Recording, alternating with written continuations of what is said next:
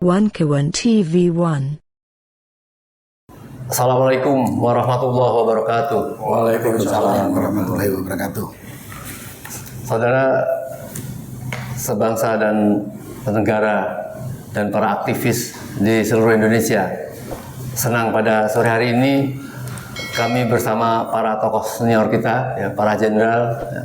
Ada Bapak Brigjen Mariono Aladin atau Laksamana Pertama Bapak Mariono Aladin, dan di samping kanan saya ada orang yang sudah tidak asing lagi ya di dunia media, yaitu Bapak Sri Rajasa, Kolonel. seorang Kolonel Sri Rajasa, purnawirawan dan lebih dikenal mantan intelijen, ya.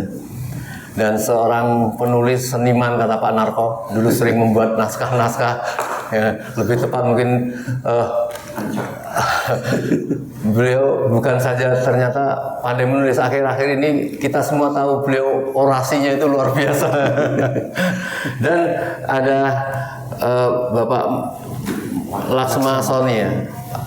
Dan ada di samping kiri Pak Narko ada orang yang tidak kita asing lagi, yaitu Bapak Profesor Antoni. Alhamdulillah bisa mendaulat beliau-beliau karena ada satu hal yang genting yang sedang dibicarakan masyarakat, ya, yaitu tentunya masalah Bandara Morowali. Kita tahu bahwa setelah lengser Presiden ke-7 ini banyak satu hal yang seolah baru timbul, ya. Ternyata ini persoalan-persoalan sudah lama, ya. Belum lagi masalah ijazah yang belum selesai, dan kemudian nongol suatu persoalan yang sangat ribut, yaitu masalah kerugian WUS, dan bahkan Menteri Keuangan mengatakan tidak mau membayar WUS, ya, karena itu sebuah bisnis yang boleh dikatakan tidak boleh ditanggung oleh uang rakyat. Dan sekarang yang lebih mengherankan lagi, tahu-tahu Menteri Pertahanan mengatakan, bahkan menemukan, memaparkan tentang adanya bandara ilegal, kalau boleh dikatakan demikian, yaitu di Morowali, dan dicurigai atau dikhawatirkan bisa menjadi pangkalan militer. Selama ini rakyat sudah ribut, tidak mau ada Rempang dikuasai karena akan menjadi pangkalan militer. Masalah Natuna juga dikhawatirkan. Tahu-tahu sekarang sudah jadi sebuah bandara yang bisa dijadikan seperti itu. Oleh karena itu kita akan meminta kepada para tokoh ini memberikan gambaran supaya rakyat tenang. Ini betul-betul suatu pengkhianatan atau suatu hal yang biasa, karena konon ini bandara tidak ada kegiatan yang biasanya bandara itu ada kegiatan bea cukai, kegiatan imigrasi. Ini tidak ada semua. Mungkin saya secara mendadak mungkin minta sedikit pandangan pengawal dari maestro tadi yang saya katakan Bapak Sri Rajasa, mungkin saya minta mengawali. Silakan Pak Risa. Ya, terima kasih banyak. Assalamualaikum warahmatullahi wabarakatuh. Waalaikumsalam warahmatullahi wabarakatuh. Pak Narko, Pak Senior. Kita melihat bahwa kasus Bandara Morowali ini adalah sebuah tragedi cacat kedaulatan akibat ketamakan para pemangku kebijakan di negeri ini. Kita melihat praktek politik manipulatif, institusi hukum yang rentan diintervensi demi syahwat kekuasaan politik, mengakibatkan kedaulatan negara mudah diretas oleh kekuatan asing untuk menjarah kekayaan alam milik bangsa ini. Bandara dan pelabuhan laut milik Indonesia Morowali Industrial Park atau IMIP, perusahaan patungan dengan investasi Cina, adalah infrastruktur industri penunjang agenda prioritas hilirisasi nikel, diposisikan sebagai lompatan strategis untuk menuju kemandirian industri dan peningkatan nilai tambah nasional. Ternyata patut dicurigai sebagai kebijakan ekonomi yang sesat ketika otoritas negara tidak dilibatkan. Bandara dan pelabuhan bukan sekedar aset fisik pendukung industri. Keduanya merupakan gerbang kedaulatan, tempat negara mengawasi mobilitas orang, barang, lintas batas. Tanpa kehadiran penuh instrumen pengawasan, pergerakan barang bernilai tinggi seperti produk nikel, material turunan dapat terjadi tanpa pencatatan akurat. Hal ini bisa kita lihat dari data yang pernah disampaikan oleh Faisal Basri almarhum. Mungkin kita berdoa sedikit untuk Pak Faisal Basri. Al-Fatihah.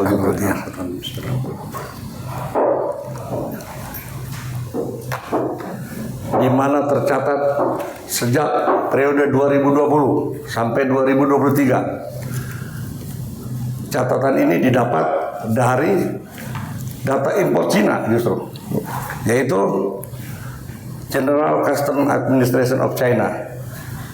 Didapat impor ke Cina sejumlah 5,6 juta ton dengan nilai hampir mencapai 6 triliun rupiah. Ini terjadi ketika pemerintah memperlakukan pelarangan ekspor biji nikel sejak 1 Januari 2020.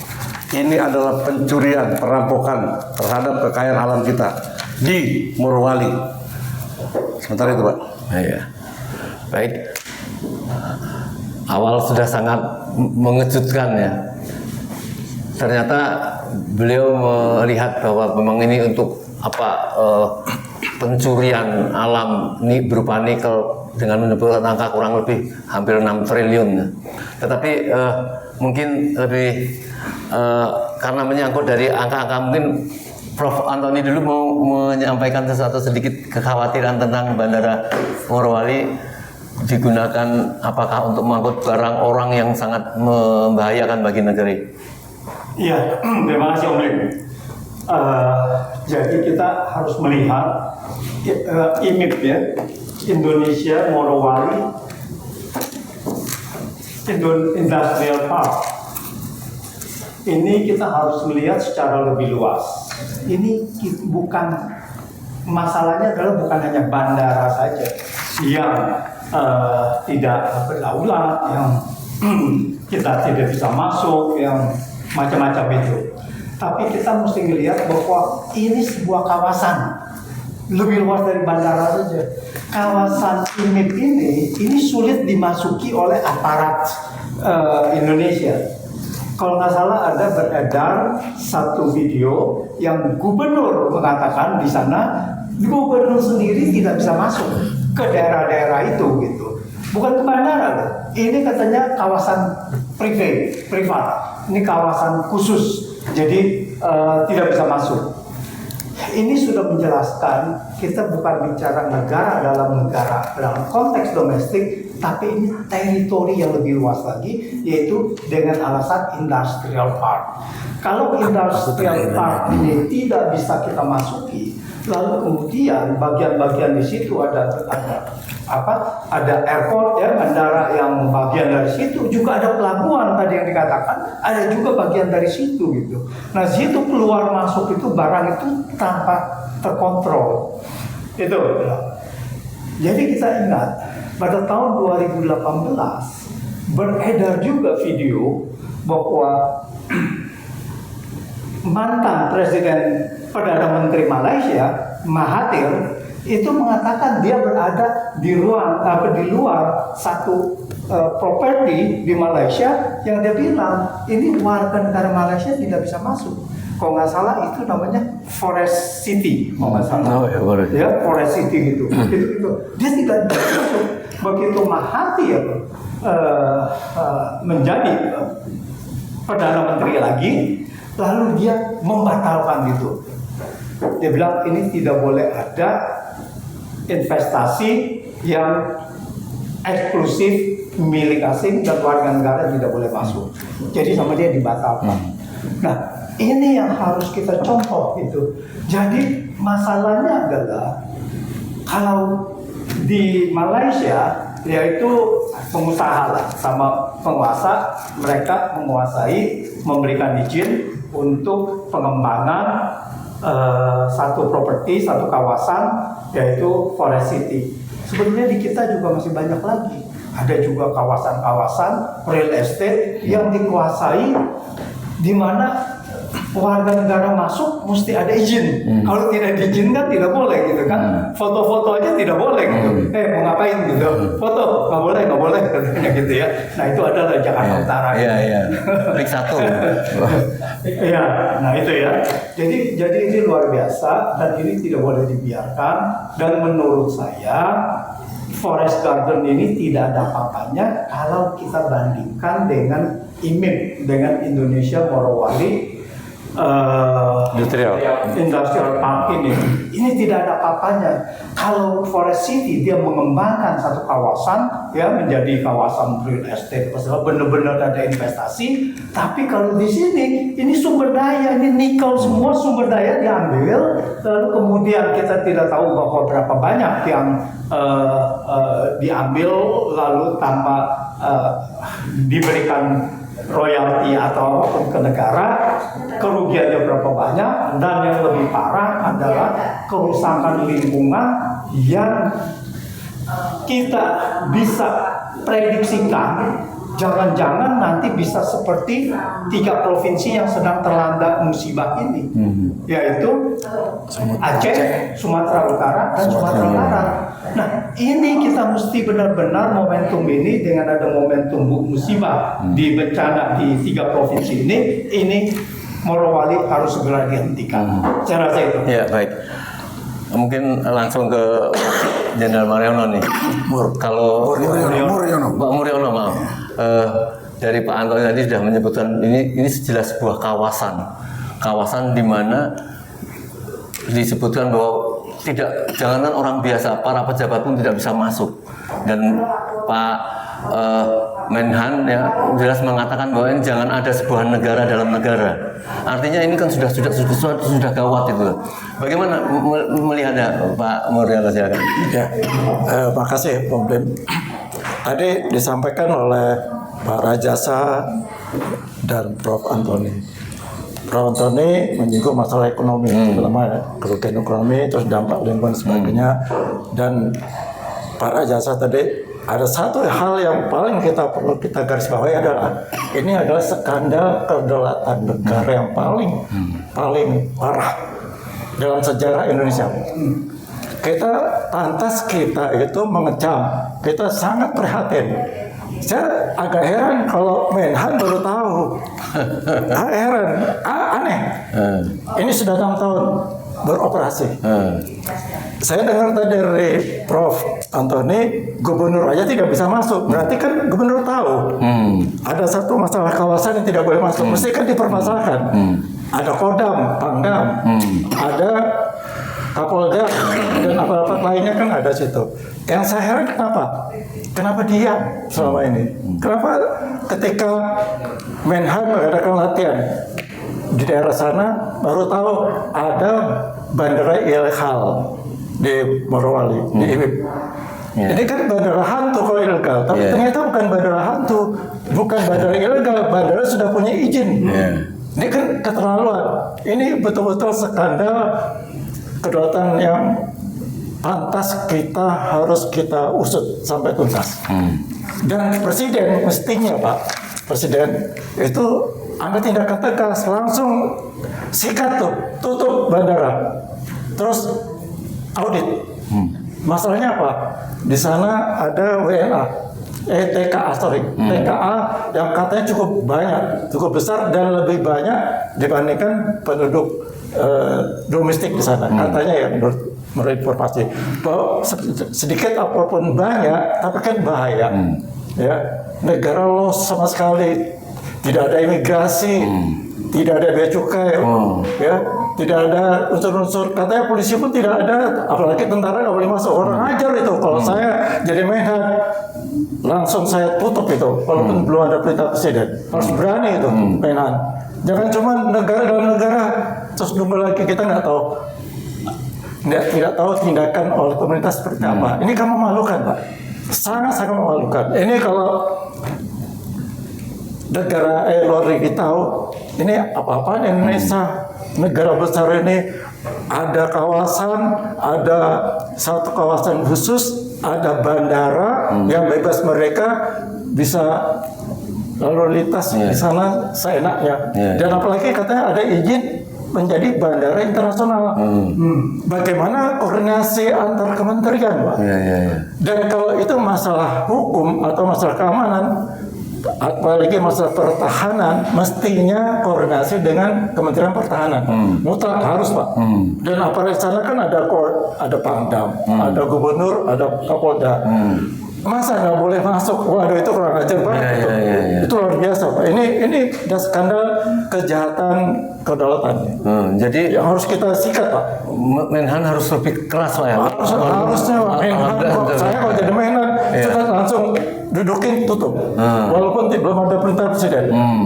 Ya tinggal bilang, maaf Pak Presiden, saya tutup karena ini udah keterlaluan. Ini keterlaluan. Masa saya dengar tadi gubernur yang masuk nggak bisa diam, kan aneh Pak.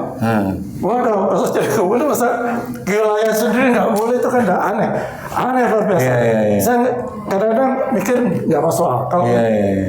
Itu Pak. Baik, terima kasih. Sebelum Pak Narko, tahan dulu Pak Narko. Ada Pak Mas Sony, ya, mungkin ada informasi yang diketahui. Bagaimana ini proses ini Pak? Kok tahu-tahu seolah-olah Menhan kaget, apalagi rakyat. Tetapi kalau menurut Pak Jenderal Murono tadi, ini nggak boleh seperti itu. Ini harus lebih keras pada beliau. Sebelum Pak Narko ini mengambil satu instruksi untuk rakyat, silakan Pak. Terima kasih.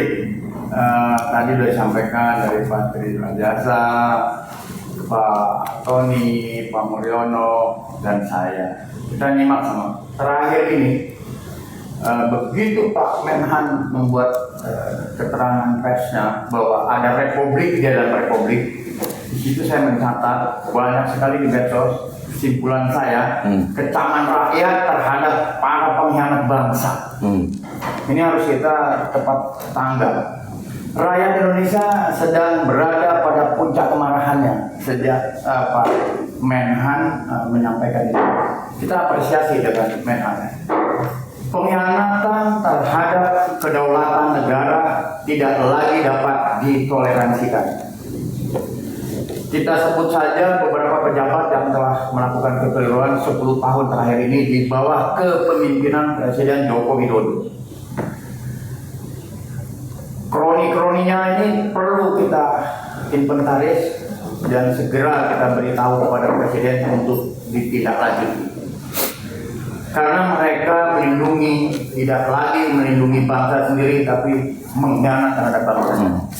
Bandara di Morowali, saya katakan tanpa negara di Morowali adalah bukti telanjang bahwa republik ini telah dibiarkan diretas dari dalam. Itu bukan kelalaian, itu adalah bentuk pengkhianatan. Siapapun pejabatnya, dia berkhianat terhadap negara. Rakyat mengecam keras. Saya sendiri juga mengecam karena itu bagian dari pengkhianatan terhadap negeri ini. Cukup sudah permainan kotor, cukup sudah penyerahan kedaulatan kita yang cuma-cuma diberikan kepada mereka-mereka yang tidak bertanggung jawab. Cukup sudah negara dikuasai segelintir orang. Oleh sebab itu, seluruh rakyat harus paham tentang kedaulatan negara kita yang kaya raya ini. Terakhir, kita bukan lagi diperingatkan, tapi sudah dihukum dengan bencana yang sedang terjadi saat ini. Itu adalah ulah dari tangan-tangan kotor, ya, ulah dari tangan para pejabat sehingga terjadi bencana itu sendiri. Saya pikir sementara itu dulu, ya, nanti dapat data dari sahabat kita ini lebih banyak. Terima kasih. Baik, Pak Jenderal Sunarko. Tadi jelas hanya pendek, tapi tentu pelaksanaan teknisnya tidak semudah yang kita bayangkan. Tadi Pak Jenderal Mulyono mengatakan usut atau stop dan usut dan audit ini. Jadi itulah yang pantas dilakukan itu. Sebelum bagaimana cara mengaudit, cara mengusut, Prof. Antoni dan Pak Rizal, kami persilakan Pak Narko dulu. Sikap terhadap bandara ini yang rakyat kayaknya sangat marah, melupakan kemarahan-kemarahan yang lain, tapi ini ada jelas-jelas bentuk penjajahan. Kepala negara, kalau itu pada saat zaman Presiden Jokowi, tidak bisa menjaga daulat negara, ya sudah dibiarkan menjajah, dan dengan fakta sudah membawa alam nikel-nikel keluar. Bagaimana menurut Pak? Silakan. Terima kasih Om Lim. Assalamualaikum warahmatullahi wabarakatuh. Bapak, Ibu, teman-teman sekalian yang saya hormati dan saya muliakan, saya sudah dengar tadi banyak teman-teman pada ngomong. Sebetulnya saya juga jadi heran gitu. Jadi heran. Saya sih heran kalau dibilang Menteri Pertahanan baru tahu, itu saya heran. Saya heran terus. Karena apa? Saya bekas komandan Kodim, saya bekas komandan Korem, saya bekas Panglima Kodam. Saya bilang pada anak buah saya di satuan-satuan teritorial itu, saya katakan, jarum jatuh pun kau harus tahu apa yang terjadi di daerahmu. Kalau enggak saya tabuk kamu. Nah ini ada satu area yang luasnya ratusan ribu hektar, sampai ada industri gitu besar. Katanya, sudah 6 tahun, katanya baru. Enggak. Ada apa itu? Ya ditanya saja kepada Pak Presiden dan kepada Pak Menteri Pertahanan kalau baru tahu gitu. Cuman pada kesempatan ini saya katakan tadi sudah disampaikan oleh Laksamana Sony. Ini suatu pengkhianatan yang luar biasa kepada bangsa Indonesia, kepada rakyat Indonesia. Dan kira-kira pengkhianatan itu ada Jakarta. Saya katakan secara pasti pengkhianatnya ada Jakarta di pemerintah pusat. Kenapa? Lah gubernur nggak bisa masuk, yang punya daerah. Berarti kan yang melarang orang masuk ke situ di atasnya gubernur gitu kan. Nggak mungkin bupati. Kalau bupati ngelarang gubernur pasti ditabuk sama gubernur gitu kan. Jadi saya akan pengkhianatan di Jakarta. Berarti kira-kira apa? Presiden dan pembantu-pembantunya yang membuat kawasan ini menjadi satu negara tersendiri di dalam area Republik Indonesia. Saya katakan ini negara sendiri. Dia punya bandara, punya pelabuhan, bandaranya sempat berstatus internasional. Tapi di situ tidak ada aparat pemerintah Republik Indonesia. Itu kan yang ada ya itu. Apa? Karyawan atau orang-orang ini tadi. Jadi di daerah itu, itulah yang namanya mungkin apakah republik atau kerajaan ini punya bandara sendiri, boleh orang luar negeri melalui bandara yang ada, dan itu tercatat ada, dan barang-barang yang masuk kita nggak tahu. Yang jelas barang-barang itu orang ilegal, DKI ilegal, itu udah banyak ceritanya. Karena banyak tenaga kerja di sana tidak punya ini visa kerja, tapi bisanya visa turis. Apa visa kali Pak? Bisa. Iya mungkin ada yang tidak bisa.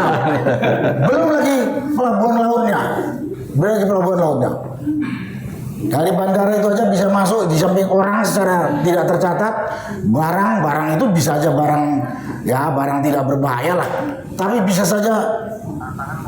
saja narkoba, bisa itu senjata atau amunisi dan lain-lain. Dan saya monitor, katanya bahkan bahan makanan TKA Cina di situ bisa datang dari luar langsung. Berapa kerugian bangsa ini atau negara ini oleh yang membacking adanya IMF ini? Saya katakan itu pasti orang luar dari Jakarta. Menteri, nggak tahu itu menteri investasi, menteri dalam negeri,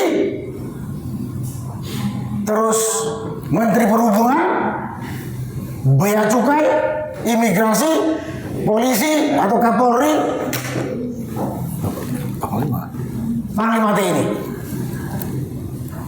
Ya itulah dugaan orangnya, bukan gubernur yang jelas. Karena gubernur pun melempem sampai situ kok nggak berani. Ini adalah tindakan pengkhianatan. Dan kepada rakyat, ya saya boleh dikatakan dia mengajak, ya, bukan memprovokasi, mengajak menginformasi kepada rakyat. Kelakuan pejabat ini, kelakuan perusahaan ini telah mengambil aset bangsa dan negara yang harusnya dinikmati oleh rakyat. Pengkhianat nggak itu? Dan yakin backing yang ada dari Jakarta ini mendapat manfaat. Kalau dia betul-betul bekerja untuk negara dan bangsa, terbuka semua. Bea cukai ada di situ, imigrasi ada di situ, karantina ada di situ. Dan itu masuk ke negara. Tapi dengan ditutupnya ini, diduga kuat masuk ke kantong oknum-oknum ini, termasuk Jokowi yang meresmikannya.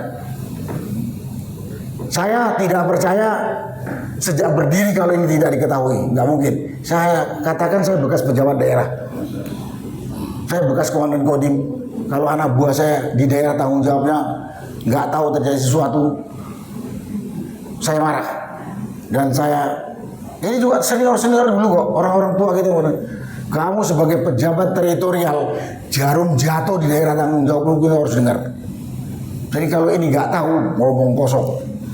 Pemerintah daerah, camat, bupati, tentara itu dandim, danrem, polisi itu polres sampai ke Polda. Tapi karena ada tangan kuat dari pusat, gampang kok nyari siapa tangan kuat dari pusat itu, gampang sekali. Yang paling gampang duganya ya Luhut lah, Menteri Investasi, paling mudah. Apalagi kemudian di IMEX itu ada pejabat dari pensiunan jenderal. Ya sudah nggak rahasia lagi, ada disebut-sebut itu legend Purnawirawan Sintong Panjaitan, ada disebut Mayor Jenderal Hendarji. Saya tidak tahu orang-orang ini, termasuk tadi yang katanya Menteri Investasi Luhut Panjaitan itu, kurang apa pelajaran didikan di Akademi Militer, masalah tanggung jawab, masalah cinta tanah air, masalah nasionalisme. Saya nggak tahu apa begitu pensiun langsung hilang dari kepalanya, saya nggak tahu. Hanya karena duit. Tapi kepada rakyat saya mengajak, mereka ini pengkhianat, kita gak usah takut. Itu hak kita. Sumber daya alam yang dibawa lari oleh perusahaan, yang di backup oleh pengkhianat tadi, itu hak kita. Itu hak kita. Kemudian barang-barang ilegal yang membahayakan bangsa, itu adalah pengkhianatan bangsa itu. Pengkhianatan bangsa itu, dan bisa membahayakan kehidupan kita dan anak cucu kita. Jadi kita jangan diam saja, tidak boleh diam saja. Inilah yang bisa saya sampaikan kepada rakyat lah, kepada saudara-saudara yang mungkin nggak tahu gitu. Wah, ada bandara, ada pelabuhan di kawasan Republik Indonesia. Aparat Republik Indonesia nggak ada di situ. Makanya kalau dulu atau beberapa waktu yang lalu katanya ada ekspor ilegal nikel ore sekian puluh juta ton. Ya kira-kira diduganya dari situlah karena pelabuhan itu tidak terkontrol. Banyak sekali kerugian. Yang harusnya ada pajak masuk ke negara, ada hak rakyat itu bukan hanya aset yang terjual keluar tuh, hak kerja rakyat pribumi lokal yang harusnya bisa kerja di situ diisi tenaga kerja asing dari Cina. Ini kan pengkhianatan. Rakyatnya masih banyak yang nganggur, lapangan pekerjaan susah, atau mau masuk ke tenaga kerja asing. Nah, banyak lagi. Kalau dengar hanya menyakitkan hati. Nah, karena itu pada kesempatan ini saya minta kepada Presiden Prabowo sebagai pemegang kekuasaan tertinggi ini, tak ada lagi tunda-tunda terhadap pengkhianat ini. Tidak ada lagi tunda-tunda. Kalau ini dibiarkan, calon-calon maling itu akan berpikir, maling mencuri jadi pengkhianat, gak diapain, jadi pengkhianat lagi. Karena peluang yang kita berikan. Kita tahu di negara-negara tertib hukum, pengkhianat, koruptor langsung hukum mati gak pakai. Tak ada itu di Cina itu gak ada banding. Di Korea Utara itu gak ada banding. Begitu keputusan pengadilan hukum mati, ya udah mati. Ini kalau presiden, dalam hal ini Presiden Prabowo, menunda atau bersikap lemah lembut, besar kepala, Bapak hanya melindungi bajingan koruptor ini, tapi tidak sayang dengan rakyat Indonesia yang hampir sekian ratus juta. Dan itu juga potensial membangunkan calon-calon maling untuk meniru. Koruptor berkhianat itu hukumannya paling-paling dihimbau saja lah gitu. Jadi kesempatan ini saya sebagai rakyat meminta atau menuntut kepada pemerintahan Presiden Prabowo. Saya yakin masih banyak pembantu Bapak, menteri Bapak yang idealis untuk membangun bangsa ini. Tapi saya tahu juga di situ banyak pengkhianat, Pak. Banyak bajingan yang merugikan rakyat. Itu jangan Bapak tahan-tahan, Pak. Jangan Bapak kasihati, Pak. Yang perlu dikasihani rakyat jelata yang hampir 300 juta ini, Pak. Jangan bajingan-bajingan itu. Wah, apalagi ngomong nggak ketentuan. Dan selalu saya masih baca ini, ada yang membuat pembenaran dengan bandara ini. Saya bilang, ya biasa kalau maling itu buat alasan. Dan yang paling saya tekan di sini adalah yang membuat kebijakan-kebijakan ini Presiden sebelum ini, Joko Widodo. Saya sebagai salah satu warga negara ini menuntut yang pertama ditindak, diadili Joko Widodo.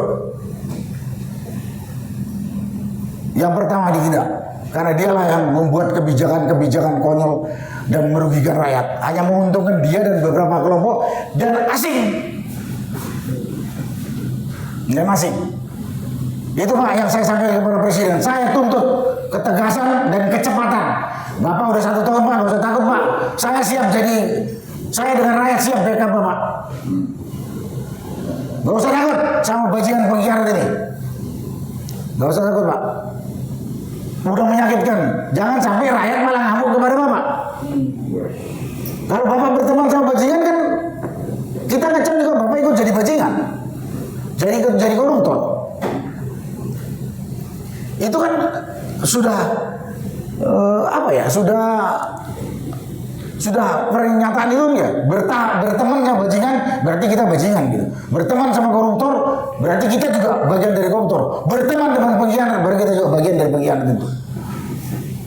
Karena itu kepada Bapak Presiden Prabowo sebagai pemegang otoritas de jure Bapak punya, de facto juga Bapak punya. Cuma Bapak kenapa masih sayang sama para pengkhianat ini? Malah Bapak tidak sayang pada rakyat Indonesia yang 200 hampir 300 juta ini dijolimi, haknya habis, hak kerja saja, belum lagi hak aset yang terjual yang harusnya bisa dibagikan kepada rakyat, cuma dinikmati para pengkhianat dan terbang ke negara asing dalam hal ini Cina yang menjadi makmur.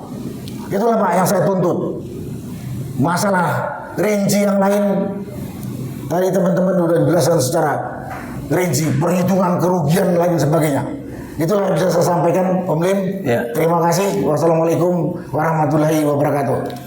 Baik saudara, apabila kita dengar bagaimana marahnya Bapak Jenderal Sunarko ini, saya melihat atau rakyat melihat ini yang memang pantas. Rakyat juga marah ya. Apa yang disampaikan beliau ini, karena kalau tentara tulen itu ya memang seperti ini ya, pendek tegas ya. Tadi bahkan Pak Jenderal Murdana mengatakan ini bukan saja ilegal. Tadi mengatakan bahwa ini bahkan sebuah skandal. Terang-terangan di depan mata, maling. Bagaimana mestinya sikap kepala negara pada saat itu mestinya melihat seperti ini? Karena ternyata banyak sekali dibantu-bantu yang mungkin ada beberapa jenderal juga. Ada kalau di video-video dilihat itu bahwa orang sangat menghargai di Morowali itu para pekerja-pekerja yang nampaknya pekerja asing, yaitu ada seorang mantan jenderal juga Bapak LBP ya, Luhut Binsar Panjaitan, Disambut kayak presiden Republik ini. Yang orang menyebut inilah Menteri ASU. ASU itu atasi segala urusan. Jadi semua urusan dia pegang, akhirnya memang seperti itu. Bagaimana mestinya Pak Jenderal Murdana, silakan.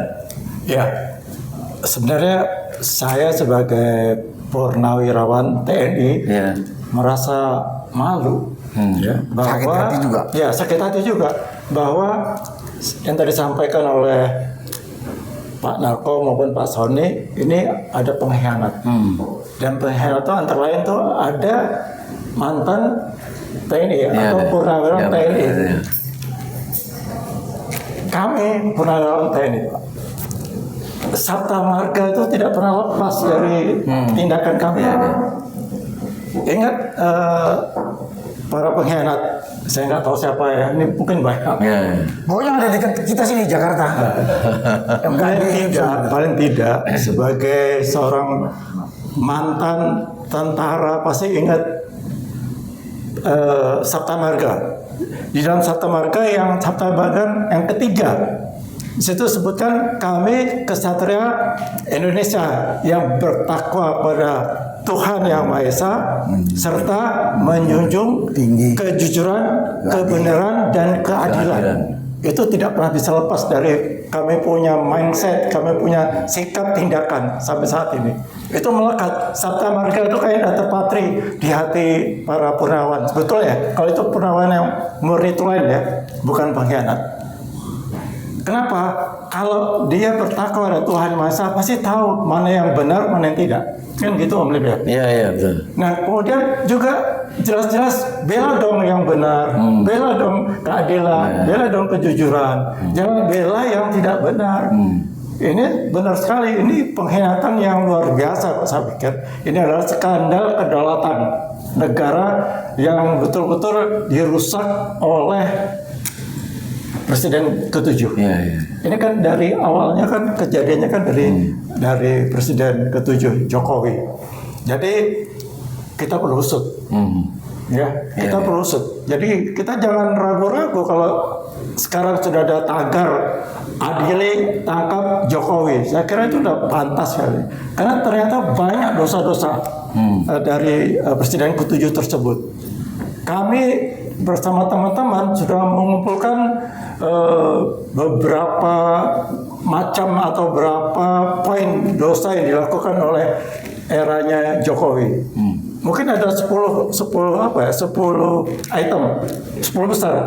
10. Jadi ada hukum, ekonomi, ada tentang infrastruktur, keamanan dan sebagainya, dan masing-masing itu diuraikan lagi ada 10. Jadi kalau 10 kali 10 bisa 100. Itu antara lain loh, antara lain yang bisa kami himpun. Jadi dosanya luar biasa, merusak bangsa dan negara Indonesia, Pak. Kita tidak ada lain adalah kita tentunya berharap kepada pimpinan kita saat ini adalah Presiden Prabowo Subianto, yang kami sebenarnya masih punya harapan, punya asa agar negara kita ini bisa baik lagi, bisa mengatasi segala masalah-masalah akibat dari perbuatan dari Presiden ke-7. Harapan masih ada, tapi ya mohon Bapak Presiden dengarkan juga lah keluhan dari rakyat. Ini kan keluhan rakyat. Tadi benar yang disampaikan oleh Jenderal Narko. Yang tadi saya udah bilang kan, ada aparat Kodam, ada aparat Pemda, ada aparat Polda Polisi. Yang tadi sampaikan malah pernah jadi Dandim, bahwa Dandim itu tahu di wilayahnya kalau ada jarum jatuh pun harus tahu anak buahnya. Ini bukan jarum nih, ini wilayah yang sangat besar dan wilayah yang semua orang tahu, ada di peta. Katanya kita canggih, kita punya peralatan, kan mesti ketahuan juga. Kalau ada satu kegiatan yang dilakukan di satu kawasan, pasti ketahuan. Yang kami sangat sehat kembali lagi adalah itulah adanya, kalau itu dikatakan itu adalah pengkhianat ya, itu kok ada yang dari Purnawirawan TNI. Kami sangat malu hati, sangat menyesalkan itu bisa terjadi. Mestinya beliau-beliau itu mengingatkan, ya, mengingatkan kepada yang punya perusahaan, kalau mau mendirikan perusahaan ya ikuti aturan. Aturan bernegara itu ada. Ini masa tidak ada otoritas negara di satu kawasan, itu kan memang nggak masuk akal. Maka dari awal saya katakan tidak masuk akal kalau tidak diketahui. Jadi Kemhan sampai tidak tahu tuh aneh. Apalagi Presiden, pasti yakin. Apalagi Presiden waktu itu kan Menhan pada waktu Jokowi jadi Presiden. Jadi sekali lagi Om Lip ini perlu kita usut tuntas, kita audit, karena masalahnya bukan hanya masalah ekonomi, bukan masalah lingkungan hidup, ya, atau lingkungan, bukan masalah keamanan. Tadi yang Pak masalah kedaulatan dan kehormatan bangsa. Ini masalah kehormatan negara, bangsa dan negara kita harus kita junjung tinggi, kita harus tuntut lagi Om Dim, supaya kita bisa menjadi negara yang berdaulat. Ini kedaulatan kita bisa betul-betul dilanggar. Ya, itu tambahan saya. Baik. Tahan dulu Pak Sri, saya yakin akan mengomentari dua jenderal ini dengan teliti, tapi saya ke Pak Prof Antoni dulu. Ini banyak tuntutan orang melihat secara adil lah, audit. Bagaimana cara mengaudit Pak Antoni? Misalnya tidak ada tahu kegiatan berapa nikel yang sudah dieksplorasi, diangkut dan sebagainya. Apakah hanya dilihat, jangan-jangan tidak ada masuk uang ke BI? Dan itu bagaimana mengauditnya? Kalau tidak mengaudit ya saya percaya pada dua jenderal kita tadi ya memang harus ada sanksi ya pada kedisiplinan atau kepelanggaran seperti ini. Silakan Pak Prof. Ya. Sebelum ke situ saya mau menyambung sedikit mengenai bahwa statement di mana Gubernur Sulawesi Tengah tidak boleh masuk. Ini dalam rapat kerja dengan DPR, dengan Kementerian Dalam Negeri bersama beberapa gubernur dengan DPR. Pada tanggal 29 April 2025 ini, di situ Gubernur Sulawesi Tengah Pak Anwar Hafidz ya, itu saya kutip sedikit saja, Anwar mengatakan hasil alam di daerahnya sudah hancur-hancuran lantaran usaha tambang. Anwar menyebut nikel di Sulawesi Tengah habis lantaran tambang, maka wilayahnya hanya akan dikenal sebagai kota hantu. Yang tewas sudah 42 yang Negeri kami ini hancur-hancuran Pak, tambang di mana-mana hancur-hancuran Pak. Negeri kami. Hancuran itu saya tidak tahu, kalau nikelnya habis daerah itu mungkin Bencana daerah provinsi, bencana daerah. Terus dia mengatakan begini, di mana persoalannya? Gubernur nggak bisa masuk Pak. Para pengusaha ini bilang di kawasan industri spesial nggak boleh masuk. Jadi kawasan industri itu nggak bisa dia apain, semua bebas, kendaraan bebas, di dalamnya mau ngapa-ngapain aja juga bebas. Jadi intinya adalah dengan status bahwa di situ kawasan industri, di mana yang lokal pemerintah daerah itu justru tidak bisa masuk gitu. Karena ini dari pusat. Apa artinya? Artinya status ini adalah proyek strategis nasional. Di mana dengan status proyek strategis nasional, daerah pun tidak bisa jadi melihat atau tidak bisa memeriksa itu. Semua keadaan yang proyek di situ gitu. Jadi kedaulatan daerah itu sudah direbut oleh pusat dan diberikan kepada si pengelola. Pertanyaannya adalah siapa pengelola itu? Pengelola itu adalah pemilik dari IMIP Industrial Park ini terbesar 49,69% adalah Xinhan Group dari China, jadi asing di sini. Terus kemudian ada pemilik yang lain yaitu PT Indonesia Xinhan Steel Company. Nah, itu juga joint venture, berarti dia menguasai lebih dari 50%. Berarti ini sudah bukan industrial park yang normal kita lihat yang diberikan kepada bangsa Indonesia, kepada pengusaha Indonesia. Ini adalah sudah pengusaha asing. Pengusaha asing di mana dikelola oleh mereka pengusaha asing. Nah ini jadi kalau udah begitu ya jelas bahwa di Semarang gubernur nggak bisa masuk, itu berarti ya sudah kita tidak ada kedaulatan di situ. Nah ini jadi diskusinya harus lebih besar dari itu. Saya sepakat dengan Pak Sunarko bahwa ini yang bertanggung jawab adalah Jokowi. Jadi sudah jelas ini payung hukumnya adalah PSN. PSN yang diberikan dengan oleh Jokowi hanya melalui Perpres, dan ini juga terlihat melanggar undang-undang juga. Jadi pemberian kawasan ini melanggar undang-undang. Ya, udah melanggar undang-undang, lalu melanggar juga undang-undang yang lain ya kayak Polri dan sebagainya, kedaulatan negara dan sebagainya gitu. Jadi yang memang ini harus diminta untuk tanggung jawabannya ini adalah bukan hanya sebagai apakah ini diresmikan dulu oleh Jokowi, tapi kawasan ini secara keseluruhan ini yang harus diusut. Nah, Mungkin sedikit potong perlu sekali proses mitra atau katakanlah kerja ini itu memang tawaran dari katakanlah negara atau presiden atau memang permintaan dari investor yang melakukan itu, Pak? Kalau saya lihat ini adalah sudah kolaborasi, sudah terjadi persekongkolan, di mana payung hukum untuk ini yaitu bahwa Indonesia melarang ekspor biji nikel. Itu dulu. Lalu kemudian digugat oleh beberapa negara OECD di WTO. Kalah kita. Karena trade barrier tidak boleh melarang secara kuantitatif, ini bolehnya dengan tarif.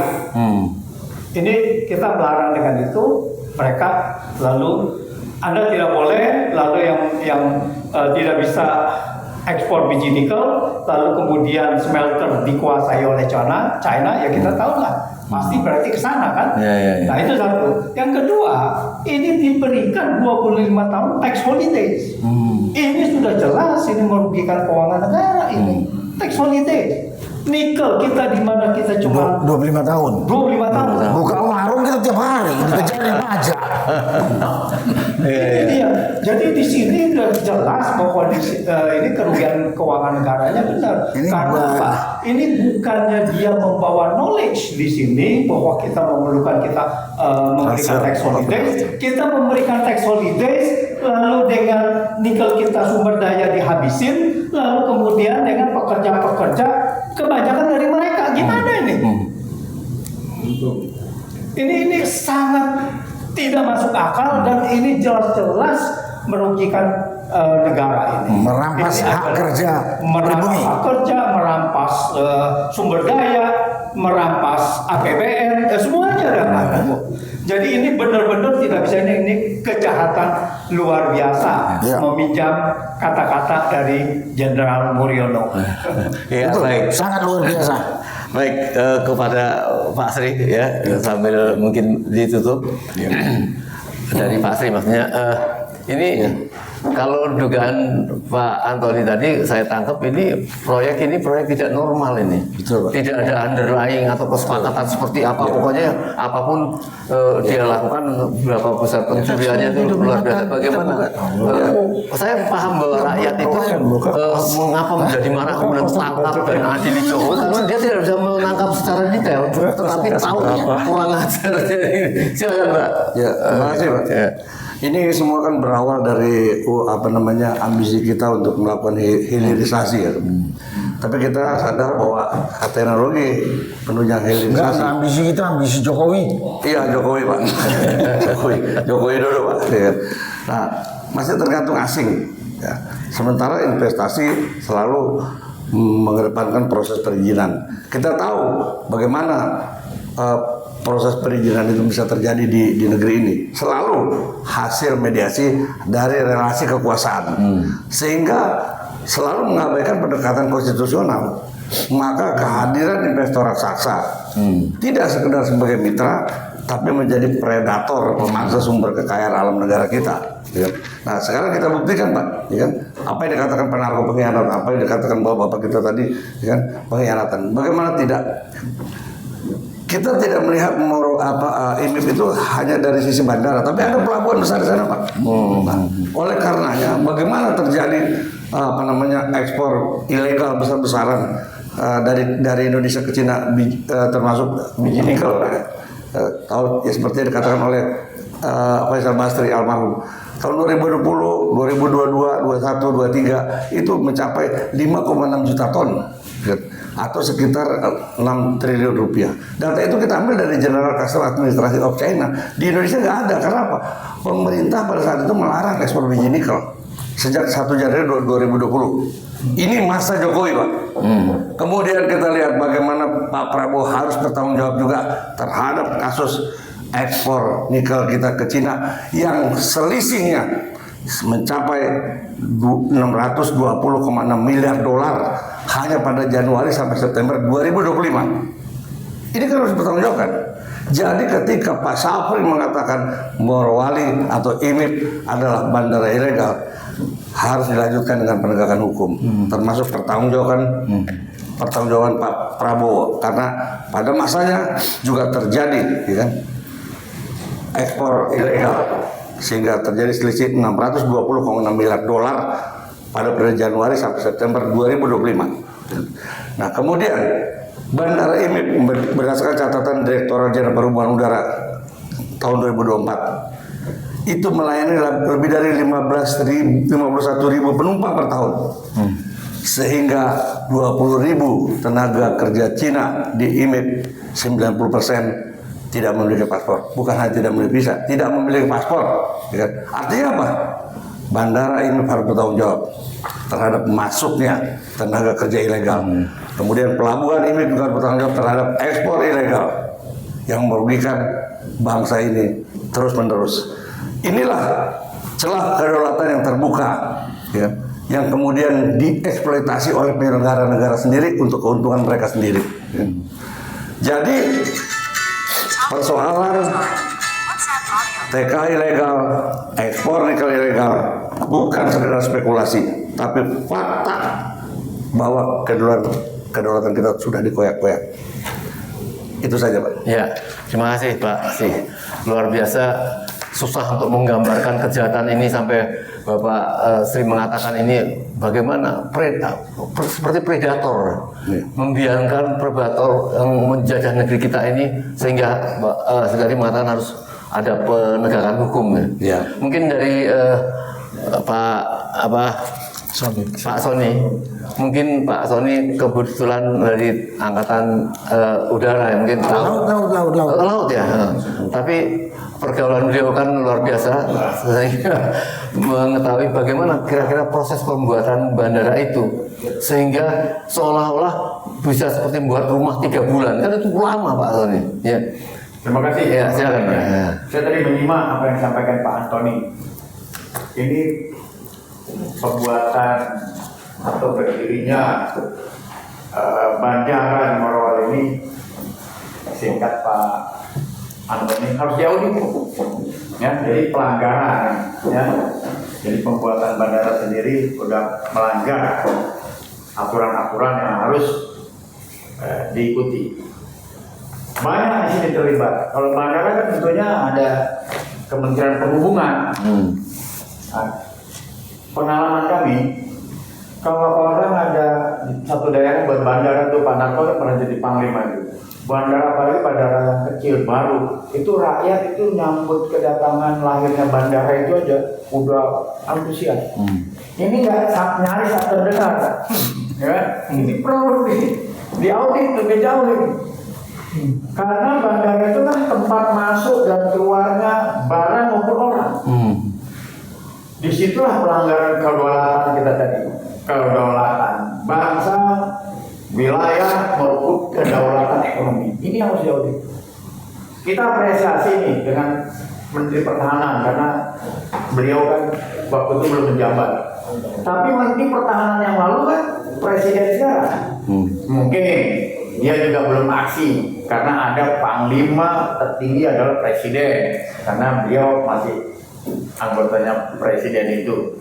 Oleh sebab itu yang ke depan ini rakyat berhak ini mengaudit bandara ini, karena ini membahayakan kedaulatan negara. Bukan dari sisi adanya, karena di samping bandara udara juga ada pelabuhan laut.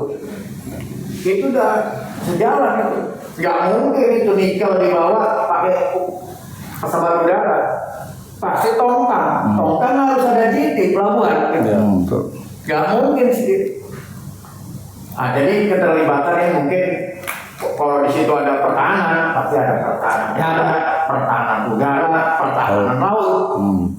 Nah, ini dikumpulkan. Siapa panglimanya pada waktu itu? Itu harus diaudit. Kan jauh melebar kemana-mana. Oleh sebab itu segeralah ini bertindak sebelum Allah menghukum kita.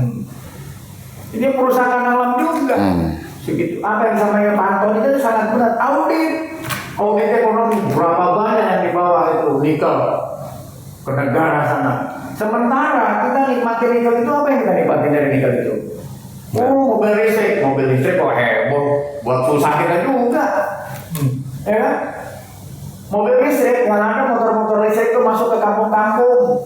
Ayo cek, tuh tidak ada Banten, saya tinggal di Banten. Masuk ke kampung-kampung, ke desa-desa Banten. Hanya untuk beli mobil listrik, jual tanah itu. Motor listrik, harganya kan 4 juta, tapi tanah yang dijual. Jadi kedaulatan yang dirusak begitu jauh. Saya pikir ini aja. Iya, Ya. baik. Terima kasih.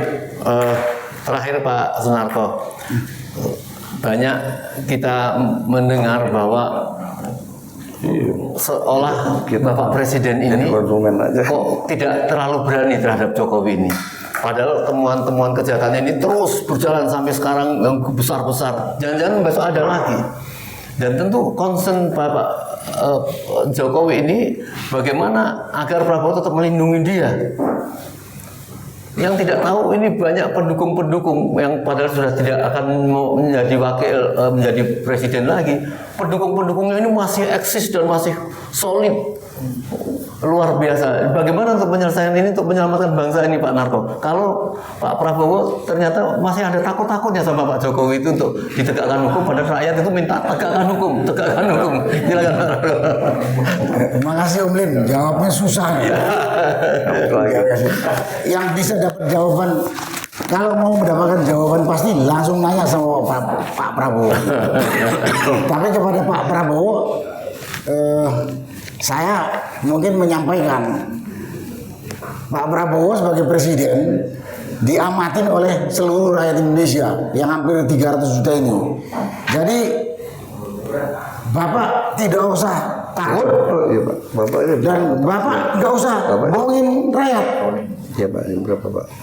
Ketahuan kalau Presiden Prabowo ini masih ada takutnya sama Jokowi ini, biar Prabowo pernah ngomong, saya tidak takut mulut ngomong gitu. Tapi kita kan lihat kalau Pak Prabowo itu masih bermesraan dengan Jokowi. Dan Pak Prabowo masih mengatakan Jokowi itu hopeng saya. Oh, itu teman akrab. Pak, Bapak itu menyakiti hati rakyat Indonesia. Karena saya katakan mayoritas rakyat Indonesia ingin Jokowi itu ditangkap dan diadili. Kalau Bapak mengatakan dia hopengnya, berat dia. Walaupun Bapak nggak dikendalikan, Bapak nggak usah bohongin rakyat lah gitu aja. Tahu? Dan kita nggak usah buka, nggak usah reka-reka kenapa sih Bapak takut gitu. Nggak usah rakyat atau saya lah mereka-reka kenapa sih Presiden Prabowo takut sama Jokowi. Tapi yang jelas yang perlu kami ingatkan kepada Bapak de facto Presiden Republik Indonesia yang memegang semua otoritas pemerintah dan kekuatan. Gak usah takut menegakkan kebenaran, menegakkan hak rakyat. Itu gak usah izinin. Bapak gak usah merasa utang budi sama maling, bajingan Jokowi. Utang budi kok sama maling, usah bangsat ini. Utang budi sama rakyat lah. Itu yang bisa kami sampaikan. Sama juga Bapak udah menghina rakyat dengan punya wakil yang melanggar hukum dan tolol itu, Gibran. Jadi selama Pak Prabowo masih bermesraan dengan Jokowi, masih bermesraan dengan Gibran, berat Bapak di mata rakyat. Ini manusia-manusia orang merusak bangsa dan mempermalukan bangsa Indonesia. Karena itu ukurannya rakyat cuma itu aja, ngelihat Bapak berani tegas. Kan nggak perlu tanya lagi apa sih dosa Jokowi atau dosa Gibran. Bapak tinggal panggil lawyer tuh gudang salahnya gitu. Itu yang mungkin pada kesempatan ini saya sampaikan kepada Pak Prabowo. Bapak nggak usah takut dong bahwa de facto dunia tahu kok Presiden Republik Indonesia yang full power. Kenapa Bapak takut-takut?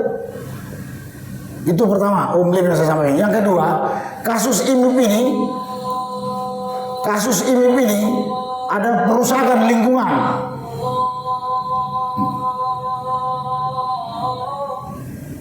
Kasus IMIP ini adalah kasus yang sangat terbuka, pengkhianatan atau penghinaan terhadap kedaulatan negara kesatuan Republik Indonesia, perusakan lingkungan besar-besaran, pencurian sumber daya alam besar-besaran, pengambilan atau perampasan hak hidup rakyat dengan memasukkan tenaga kerja asing. Jadi udah kasat mata ini Pak, nggak usah ditipu-tipu lagi rakyat, nggak usah sungkan-sungkan lagi Bapak. Kalau Bapak nggak cepat ngambil tindakan, ya tadi Bapak nggak usah kaget kalau rakyat marah. Dan saya juga mengatakan kalau Bapak tidak ambil tindakan ini, berarti Bapak temannya bajingan-bajingan yang telah merusak negara kesatuan Republik Indonesia dengan kasus IMIP ini. Ini kasat mata terang-terangan penghinaan, perusakan lingkungan, perampasan sumber daya alam, perampasan hak rakyat dengan memasukkan tenaga kerja asing Cina dan lain sebagainya. Banyak sekali kalau mau diinventarisir gitu. Nah, karena itu kecepatan bertindak supaya rakyat tahu Pak. Dan saya juga berharap kepada saudara-saudara sebangsa dan setanah air, kita ini sudah sangat dirugikan oleh kasus IMIP ini. Rakyat sudah dirugikan benar. Jangan diem aja.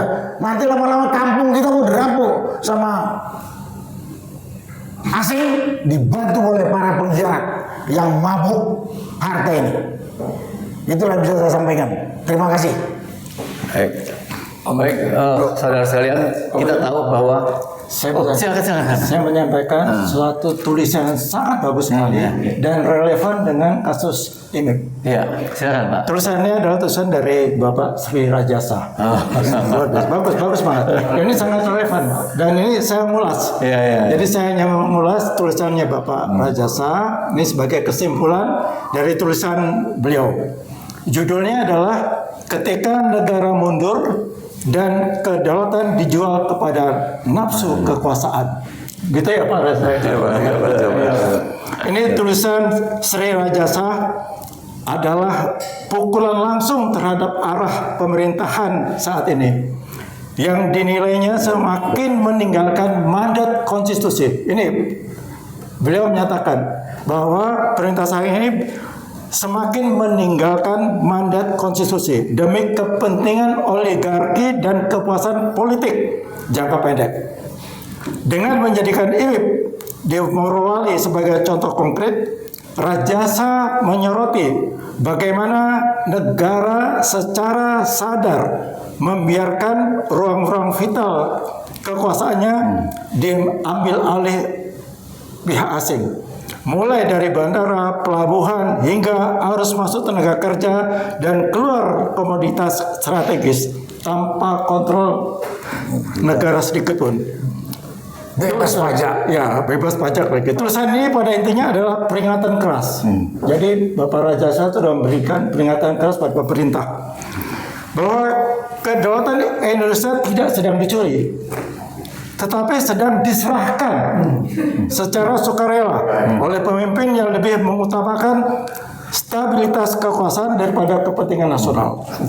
Jika kompromi seperti ini dibiarkan, maka hilangnya kedaulatan bukan lagi ancaman masa depan, melainkan proses yang sedang berlangsung di depan mata. Ini peringatan dari Bapak Rajasa.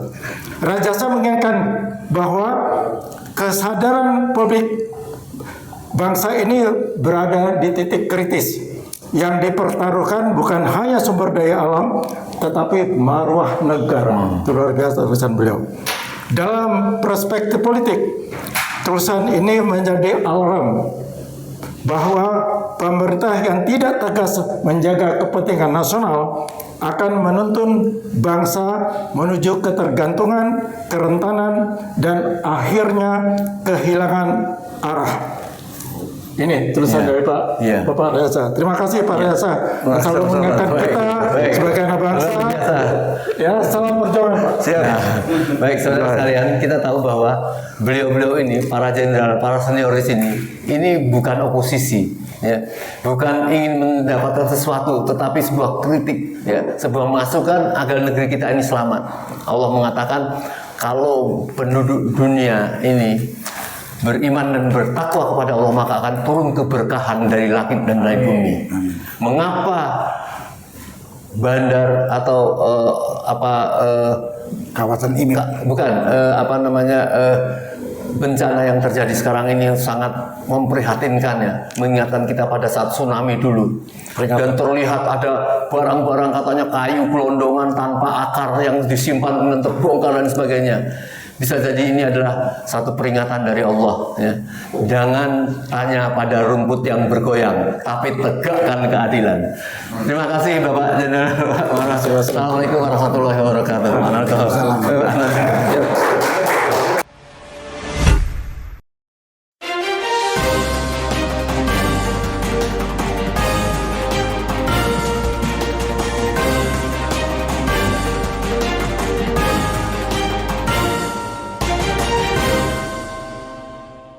One Kawan TV 1.